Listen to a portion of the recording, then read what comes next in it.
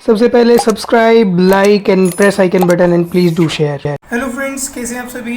NEET की series start करने जा रहे हैं। फर्स्ट लेक्चर है नीट की सीरीज़ का। और जो हमने पहले जो टॉपिक उठाया है वो लगभग मोस्ट जो सबसे ज़्यादा वेटेज वाला वो टॉपिक उठाया है, और वो टॉपिक है heat and thermodynamics. Heat and thermodynamics, ठीक है, ये टॉपिक है। इससे पहले स्टार्ट करने से पहले मैं आपको बता दूं, आप हमारा टेलीग्राम चैनल भी ज्वाइन कर सकते हैं। वहाँ पर आपको इन वीडियो लेक्चर्स के जो नोट्स होंगे वो प्रोवाइड किए जाएंगे। तो चलिए आज पढ़ते हैं। थर्मोडायनामिक्स की कहानी बहुत ही इंपॉर्टेंट होने वाली है और बहुत ही इंटरेस्टिंग भी होने वाली है। और इसमें हम क्या क्या डिस्कस करेंगे, देखिए ध्यान दीजिएगा। इसमें हम डिस्कस करेंगे, सबसे पहले हम डिस्कस करेंगे इसमें जो आज के लेक्चर में हमने कवर किया है, दैट इज थर्मोमीट्री। थर्मोमीट्री हम डिस्कस करेंगे। थर्मोमीट्री के बाद नेक्स्ट चीज जो हम डिस्कस करेंगे that will be calorimetry. Calorimetry. और इसके बाद कैलोरीमीट्री के बाद नेक्स्ट जो हम डिस्कस करेंगे that will be gaseous state.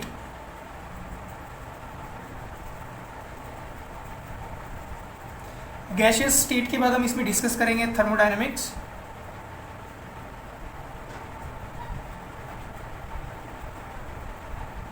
Thermodynamics के बाद जो हम डिस्कस करने वाले हैं that will be heat transfer.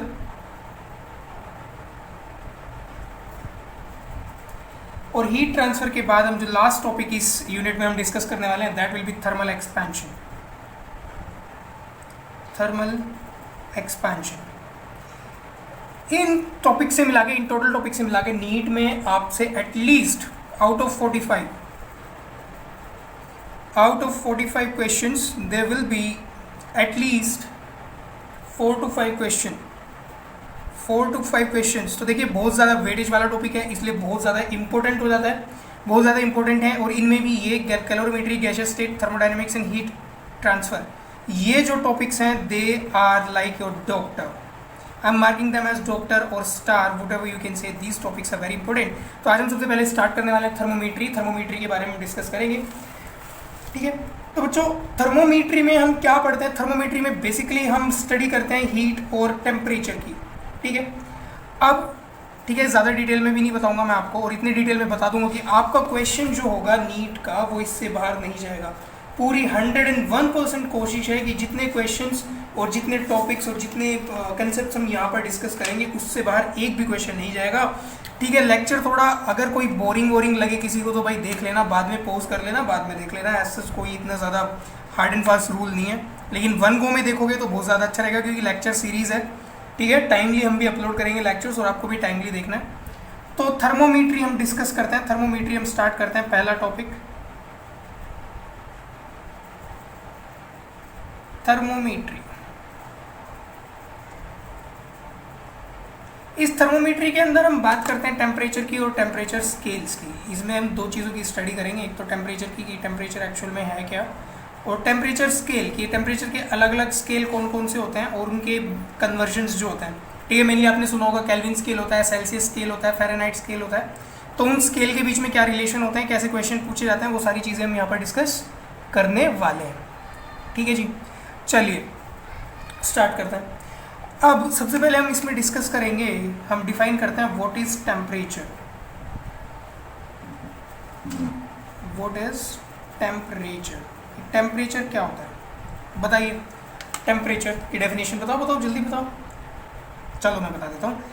Temperature it is a degree of hotness और coldness of a body. Temperature एक वो चीज़ है जो किसी भी चीज़ को, अगर हम बोलते हैं ये चीज़ गर्म है यानी कि हॉट है, या फिर ये चीज़ ठंडी है, तो किस रिस्पेक्ट में बोलते हैं हम, उसके टेम्परेचर के रिस्पेक्ट में बोलते हैं। यानी कि टेम्परेचर ये एक ऐसी एजेंसी है जिससे हमें किसी भी चीज़ के गर्म होने या उसके ठंडा होने का पता चलता है। तो अगर कोई टेम्परेचर डिफाइन करने के लिए बोले व्हाट इज टेम्परेचर, टेम्परेचर को कैसे डिफाइन करोगे, it is a degree of hotness और कोल्डनेस ऑफ अ बॉडी, ठीक है। अब next point is temperature is related to speed, या फिर हम बोल सकते हैं energy of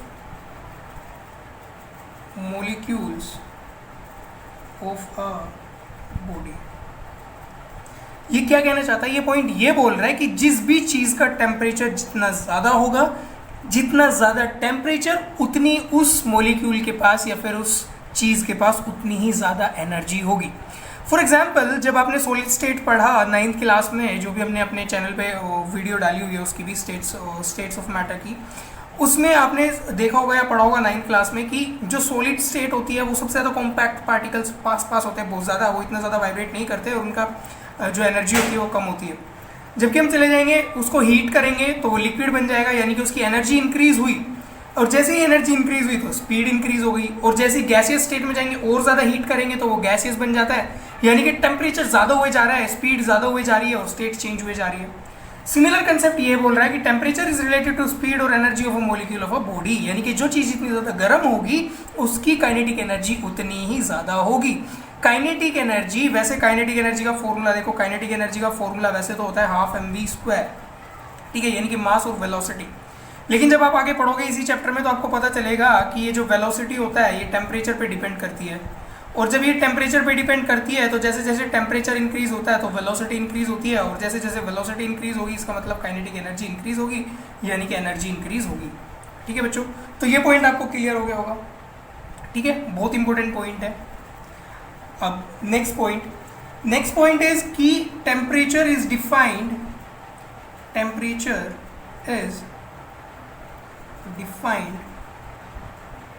only for macromolecule,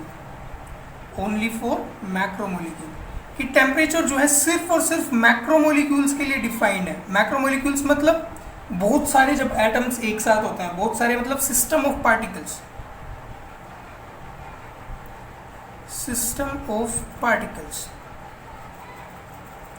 कैसे सिस्टम ऑफ पार्टिकल कैसे?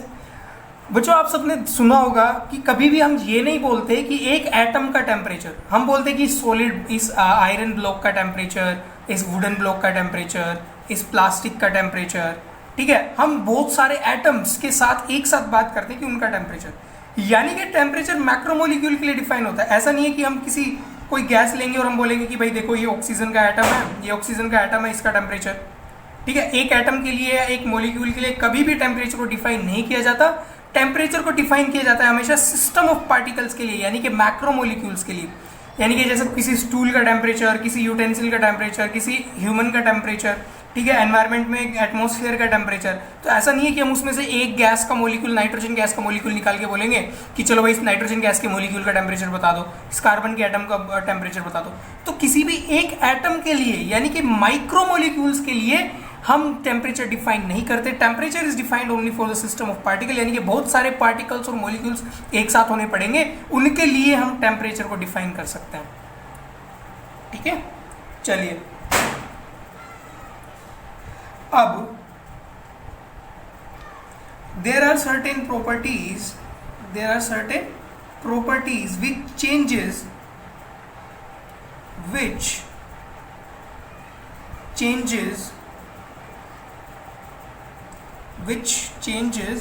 with changing temperature, with change in temperature। कुछ एक प्रॉपर्टीज होती हैं जो टेम्परेचर में चेंज होने के साथ साथ चेंज होती हैं, और उन प्रॉपर्टीज को हम बोलते हैं thermometric properties. They are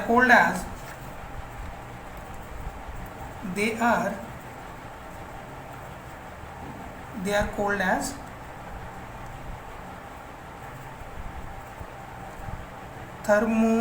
थर्मोमीट्रिक properties.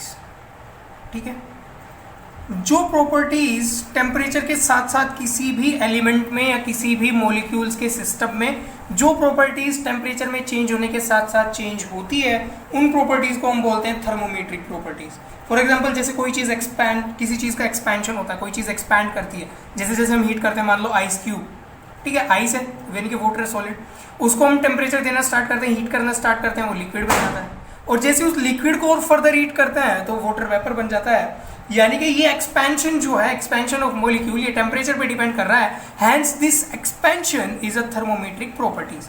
तो ऐसी कोई भी प्रॉपर्टी ऐसी कोई भी प्रॉपर्टी जो टेम्परेचर पर डिपेंड करती है उसको बोलते हैं थर्मोमेट्रिक प्रॉपर्टीज। चलिए आगे बढ़ते हैं। तो थर्मोमेट्रिक प्रॉपर्टीज, कुछ थर्मोमेट्रिक प्रॉपर्टीज जो है वो लिस्ट आउट कर लेते हैं। देखो सबसे पहले हम क्या बोलते हैं, सबसे पहले हम वही ले लेते हैं, expansion, expansion of liquid, expansion of liquid. Expansion of liquid का मतलब जैसे कि मरकरी हो या अल्कोहल हो, या ऐसे लिक्विड है जो हीट करने पे एक्सपैंड होता है, वाटर भी होता है, ठीक है। फिर pressure of gas at constant volume, second example, pressure of gas at constant volume.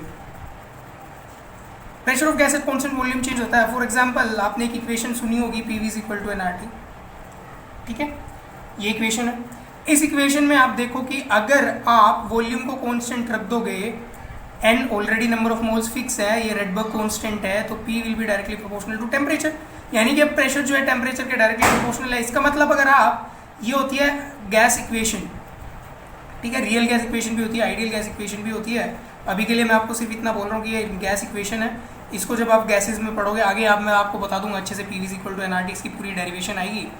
यानी कि हम ये बोल सकते हैं, फॉर द टाइम बीइंग हम ये बोल सकते हैं कि जैसे जैसे टेम्परेचर इंक्रीज होगा तो प्रेशर इंक्रीज होगा, और अगर टेम्परेचर प्रेशर डिक्रीज होगा तो टेम्परेचर डिक्रीज होगा, ठीक है। यानी कि अगर वॉल्यूम हम कांस्टेंट रखें तो प्रेशर इंक्रीज करने पर टेम्परेचर इंक्रीज होगा, और प्रेशर डिक्रीज करने पर भी टेम्परेचर डिक्रीज होगा। यानी कि ये प्रेशर अब टेम्परेचर पर डिपेंड कर रहा है, hence now this pressure becomes the thermometric property. So pressure of a gas at constant volume is a thermometric property. ठीक है। तीसरी चीज रेजिस्टेंस। आप सबने इलेक्ट्रिसिटी पढ़ा, 10th क्लास की इलेक्ट्रिसिटी की वीडियोस भी हमने डाल दी हैं ऑलरेडी। तो वहां पे हमने पढ़ा था कि रेजिस्टेंस जो होता है, वैसे resistance is directly proportional to length upon area, ठीक है, और resistance is equal to rho L by A, यानी कि रेजिस्टिविटी, और ये लेंथ और एरिया, यानी कि लेंथ के डायरेक्टली प्रोपोर्शनल, एरिया के इन्वर्सली प्रोपोर्शनल। लेकिन जो ये रेजिस्टिविटी होती है, ये रेजिस्टिविटी ये टेम्परेचर पर डिपेंड करती है। इसका मतलब किसी भी सर्किट में टेम्परेचर अगर चेंज होगा, अगर टेम्परेचर चेंज हुआ तो टेम्परेचर चेंज होने के साथ साथ क्या चेंज होगा, टेम्परेचर चेंज होने के साथ साथ रो चेंज होगा, यानी कि रेजिस्टिविटी चेंज होगी। और अगर रेजिस्टिविटी चेंज हुई, इसका मतलब this is also a thermometric property. This is also a thermometric property. This is also a thermometric property. ठीक है, तो हमने यहाँ पर 3 प्रॉपर्टीज के नाम लिखे जो थर्मोमेट्रिक प्रॉपर्टीज है, यानी कि जो टेम्परेचर पर डिपेंड करती हैं। आई होप कि आप सबको ये अच्छे से क्लियर हो गया होगा। तो नेक्स्ट पॉइंट जो हमारा आता है, नेक्स्ट पॉइंट हमसे ये बोलता है, देखो फिजिक्स कितनी खूबसूरत है, नेचर कितनी खूबसूरत है। नेचर ने हमें फ्री हैंड दे दिया, नेचर ने हमें फ्री हैंड दे दिया, और वो फ्री हैंड क्या था, वो फ्री हैंड ये था कि any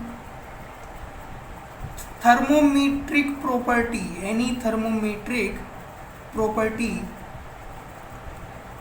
can be used, any thermometric property can be used to design a thermometer।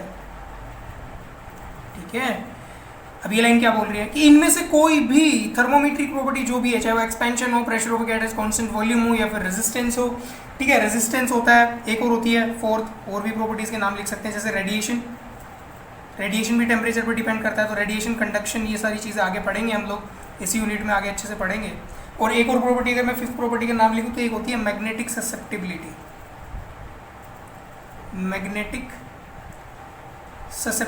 और ये मैग्नेटिक ससेप्टिबिलिटी जो है, इसको हम रिप्रेजेंट करते हैं काई से। ये एक्स की तरीके का एक साइन होता है, इसको बोलते हैं काई। ठीक है, ये मैग्नेटिक मटीरियल्स में आप पढ़ेंगे अच्छे से, ठीक है, इसे बाद के लिए छोड़ देते हैं।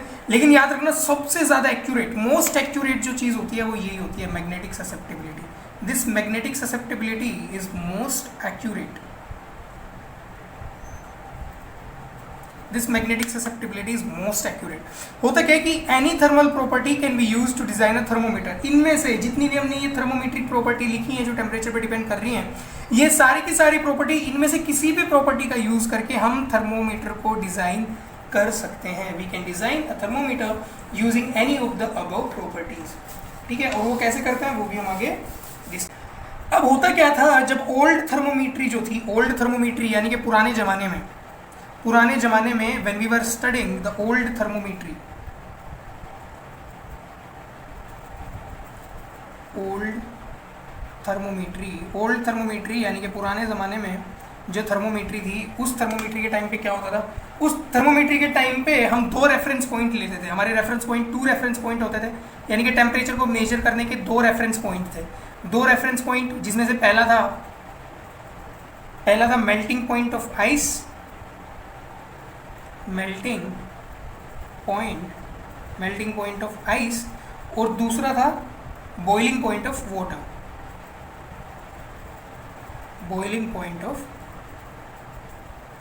वाटर, तो ओल्ड थर्मोमीट्री में हम ये 2 रेफरेंस पॉइंट लेते थे, ये लोअर लिमिट, ये अपर लिमिट, ठीक है। टेम्परेचर को डिफाइन करने के लिए 2 रेफरेंस पॉइंट लेते थे। किसी भी चीज़ का टेम्परेचर डिफाइन करने के लिए हम ये बोलते थे कि भाई मेल्टिंग पॉइंट से नीचे है, मेल्टिंग पॉइंट के ऊपर, या बॉइलिंग पॉइंट के ऊपर है, या फिर बॉइलिंग पॉइंट के नीचे। तो ये 2 रेफरेंस पॉइंट हुआ करते थे ओल्ड थर्मोमीट्री में। लेकिन मॉडर्न थर्मोमीट्री में, अब आज के ज़माने में हम क्या पढ़ते हैं, मॉडर्न थर्मोमीट्री, ठीक है बच्चों। तो मॉडर्न थर्मोमीट्री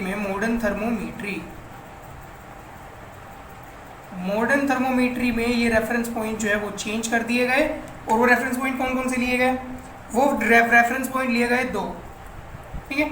एक तो हम लेते हैं triple point of water. Triple point of water क्या होता है वो आपको आगे समझ में आएगा। ट्रिपल पॉइंट ऑफ वाटर, और ट्रिपल पॉइंट ऑफ वाटर होता है 273.16 केल्विन, और इसको बोल सकते हैं 0.01 डिग्री सेल्सियस, ठीक है। तो this kelvin is also temperature scale, Celsius is also temperature scale. इसके बाद एक फ़ारेनहाइट भी होता है, that is also temperature scale. और एक होता है एब्सोल्यूट ज़ीरो, एक ये टेम्परेचर स्केल होता है जिसपे हम इसको रेफरेंस लेते हैं, ठीक है बच्चों। और एब्सोल्यूट ज़ीरो का मतलब 0 केल्विन, ठीक है। वैसे 0 केल्विन अटेन करना बहुत ज़्यादा डिफिकल्ट है, इसलिए हम इसको बोलते हैं that is a theoretical reference, यानी कि इसको प्रैक्टिकली अचीव करना 0 केल्विन बहुत ज़्यादा डिफिकल्ट है। Theoretical reference, this is also called as theoretical reference. तो क्वेश्चन डायरेक्ट आ सकते हैं कि ओल्ड थर्मोमीट्री में कौन से रेफरेंस पॉइंट थे, मॉडर्न थर्मोमीट्री में कौन से रेफरेंस पॉइंट थे, ये वगैरह वगैरह वगैरह, ठीक है बच्चों। तो अब हम बात करते हैं टेम्परेचर स्केल के बारे में। इतनी बात करने के बाद हम बात करते हैं टेम्परेचर स्केल के बारे में। Different types of temperature scale. Temperature का थोड़ा इंट्रोडक्शन दे दिया मैंने, थर्मोमेट्रिक प्रॉपर्टीज़ के बारे में बता दिया, ठीक है। तो आज हम अब डिस्कस करते हैं टेम्परेचर स्केल, ठीक है बच्चों। ये जो टेम्परेचर स्केल है ना, ये टेम्परेचर स्केल मेनली, टेम्परेचर के स्केल तो बहुत सारे होते हैं, लेकिन हम मेनली 3 स्टडी करते हैं, सेल्सियस, फ़ारेनहाइट एंड केल्विन। हर एक स्केल में एक उनकी लोअर लिमिट होती है, एक अपर लिमिट होती है, ठीक है। और अपर लिमिट और लोअर लिमिट के बीच का जो उसका डिग्री है मेजर करने का, ठीक है, वो मेजरमेंट होता है उसका इंटरवल। तो चलो हम तीनों जो स्केल है हमारे, उन तीनों की अपर लिमिट, लोअर लिमिट और उनका इंटरवल देख लेते हैं, ठीक है। तो मैं एक टेबल टाइप बना देता हूँ। यहाँ पे मैंने लिखा स्केल, यहाँ पे मैंने लिखा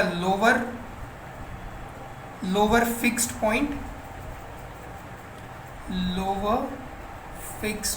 पॉइंट यानी कि LFP। यहाँ पे मैंने लिखा अपर फिक्स्ड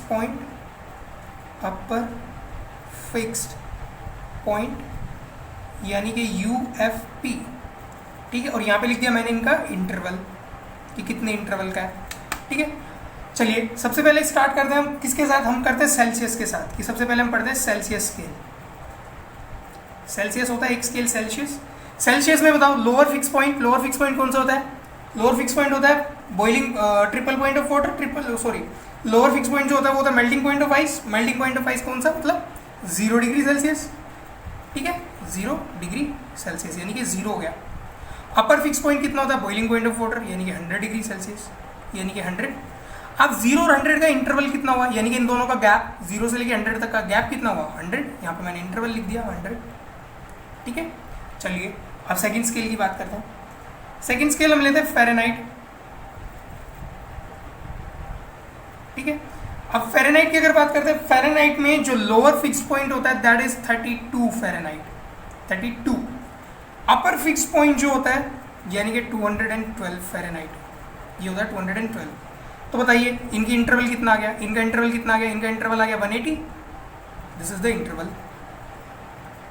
ठीक है, ऐसी केल्विन स्केल लेते हैं।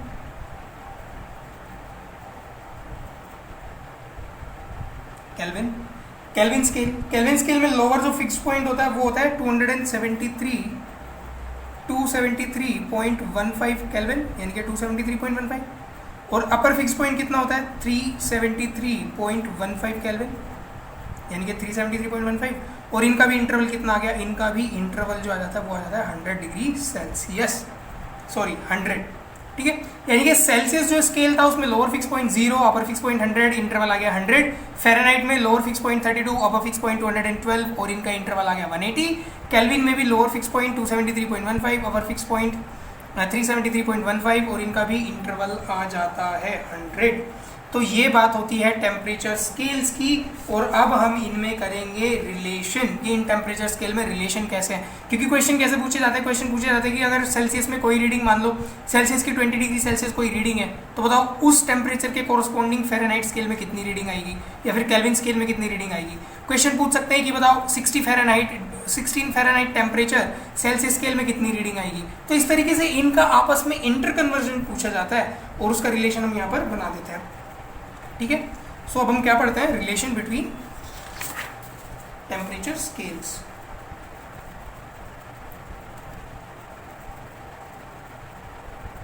रिलेशन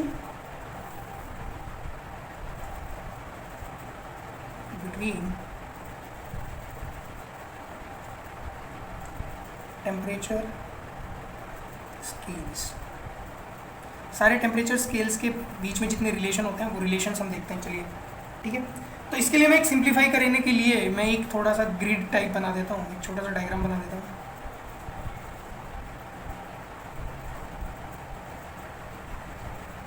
ठीक है, अब ये मान लेते हैं सेल्सियस स्केल वाली लाइन है, ये फ़ारेनहाइट वाली लाइन है, और ये केल्विन वाली लाइन है। तो अपर फिक्स लिमिट बताओ कितनी होगी, सेल्सियस के लिए 100, ठीक है, लोअर फिक्स 0, ठीक है, ये सेल्सियस के लिए है, ये फ़ारेनहाइट के लिए है। अपर फिक्स लिमिट कितनी होगी 212, और लोअर फिक्स लिमिट कितनी होगी 32। अगर ये केल्विन के लिए है तो अपर फिक्स लिमिट कितनी होगी 373.15 और लोअर फिक्स लिमिट होगी 273.15। अब मान लीजिए यहाँ पे हमारा कोई टेम्परेचर है, यहाँ पे हमारा कोई टेम्परेचर है, मान लीजिए x, ठीक है, तीनों स्केल पे हमें रीडिंग निकालनी कि वो x जो है उसकी रीडिंग तीनों स्केल पे कितनी आएगी। हम मान लेते हैं सेल्सियस स्केल पे उसकी रीडिंग है c, फ़ारेनहाइट वाले पे है f और केल्विन वाले पे है k। तो बच्चों रिलेशन कुछ इस तरीके से बनता है कि उस स्केल की रीडिंग यानी कि c minus lower fix point यानी कि 0 divided by upper fix point minus lower fix point. समझ नहीं आया? चलो अब की बार समझ में आ जाएगा। उस स्केल की रीडिंग, मान लीजिए उस पे स्केल पे रीडिंग है f फ़ारेनहाइट, कुछ 30 फ़ारेनहाइट, 32 फ़ारेनहाइट, 40 फ़ारेनहाइट, 50 फ़ारेनहाइट, कुछ तो रही होगी, हम उसको f मान ले रहे हैं। ठीक है, अब reading on the scale minus lower fix limit यानी कि 32 divided bye upper fix limit यानी कि 212 माइनस लोअर फिक्स लिमिट यानी कि 32। ठीक है, चमक रहा है? कुछ चमक रहा है? नहीं चमक रहा? चलिए एक बार और देख लेते हैं, केल्विन वाले में पक्का समझ में आ जाएगा।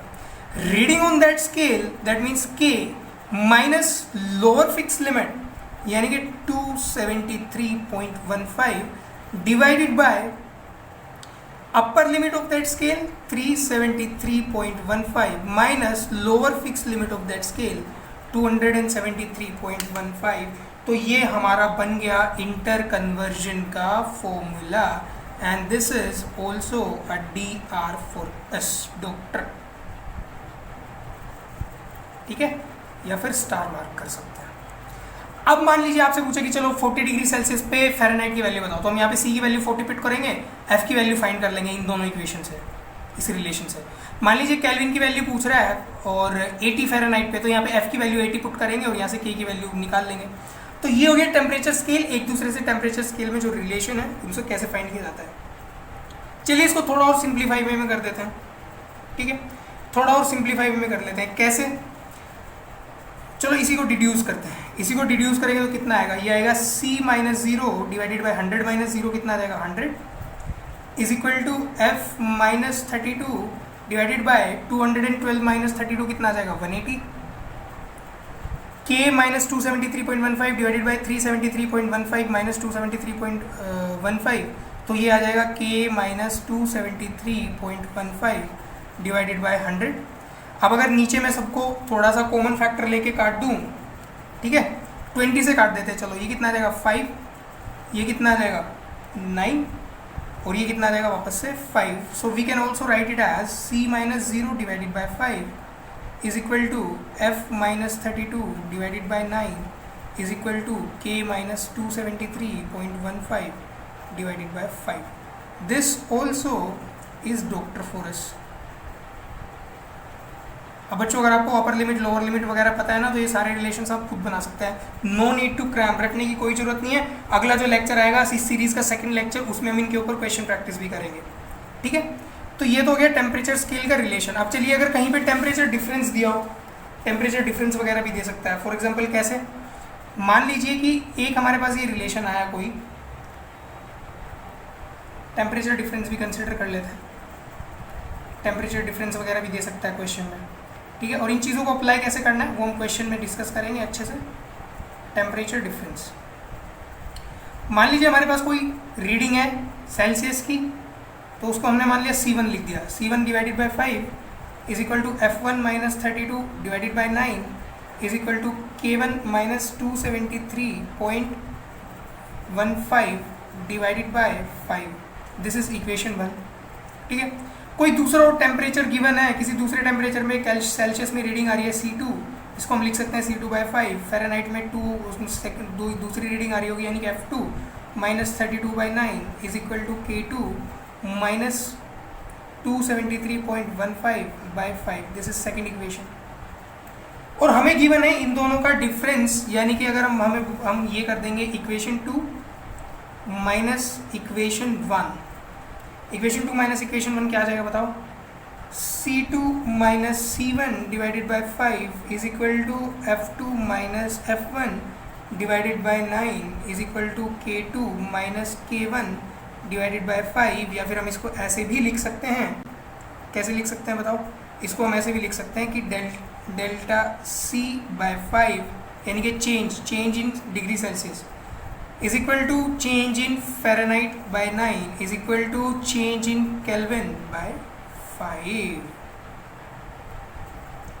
ये भी हमारे लिए डॉक्टर है, ठीक है, ये भी हमारे लिए डॉक्टर है। देखो बच्चों समझने की ज़रूरत है सर, ऐसा कुछ नहीं कि आपको ये सारे रिलेशंस याद रखने पड़ेंगे। तो यहाँ तक हमने पढ़ लिया। इसका मतलब मान लीजिए किसी क्वेश्चन में दिया हुआ है कि कोई रूम टेम्परेचर है जहाँ पर सेल्सियस की कोई रीडिंग थी, अगर हमने सेल्सियस को 20 से इंक्रीज कर दिया, यानी कि सेल्सियस में चेंज कितना है 20, तो बताओ फ़ारेनहाइट स्केल में कितना चेंज आएगा। तो उस टाइप के क्वेश्चंस के लिए हमें ये रिलेशन अप्लाई करना पड़ेगा। और रिलेशन तो भाई अप्लाई करना ही नहीं है, ये सब आपको दिमाग में छप जाना चाहिए। तो आज तक के लिए यहीं पे हम रखते हैं। कल हम इन चीज़ों के ऊपर बहुत सारे क्वेश्चंस डिस्कस करेंगे और उन क्वेश्चंस को डिस्कस करते करते हम आगे बढ़ेंगे। So thanks for watching, please do like subscribe as usual.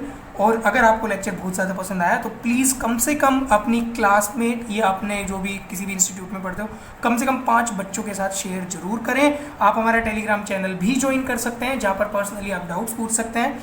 हमारी फैमिली है बिंदास एजुकेटर के नाम से हमारा चैनल भी है, डिस्क्रिप्शन में उसका लिंक गिवन है। So please do subscribe our channel, join our telegram channel, and please like the video and don't forget to share. Thank you. Thanks a lot.